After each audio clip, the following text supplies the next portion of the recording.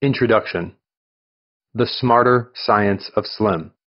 In other fields, when bridges do not stand, when aircraft do not fly, when machines do not work, when treatments do not cure, despite the conscientious effort on the part of many persons to make them do so, one begins to question the basic assumptions, principles, theories, and hypotheses that guide one's efforts.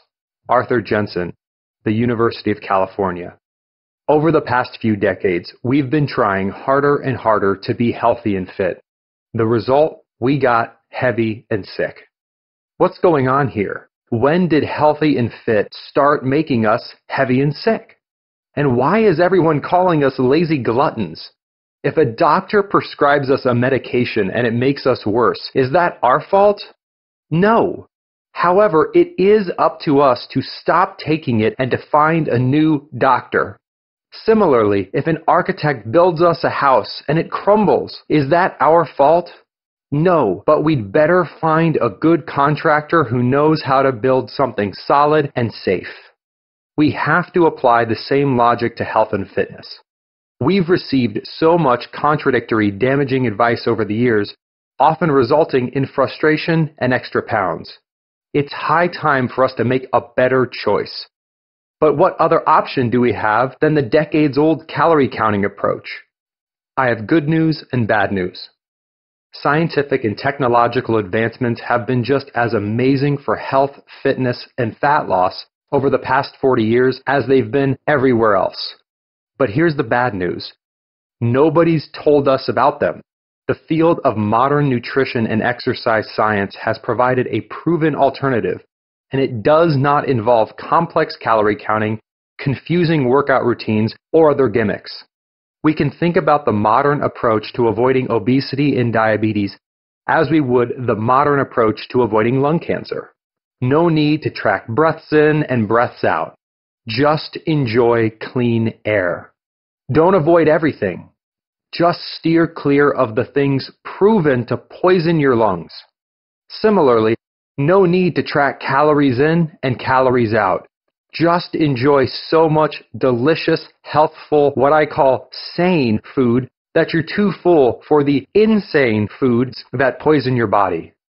We've gotten worse while trying harder because we've been written a bad prescription and given a faulty blueprint.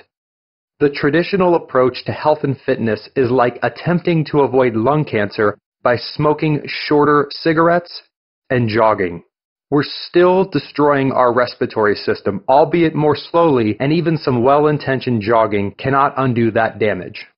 Likewise, eating less of a traditional diet and doing more traditional exercise does not prevent obesity and diabetes. It may delay them, but the diet still destroys our metabolic system, albeit more slowly, and the exercise does not undo that damage. Fortunately, we have the solution. We can use simple and proven science to make healthy actually healthy again. New heading. We can live better.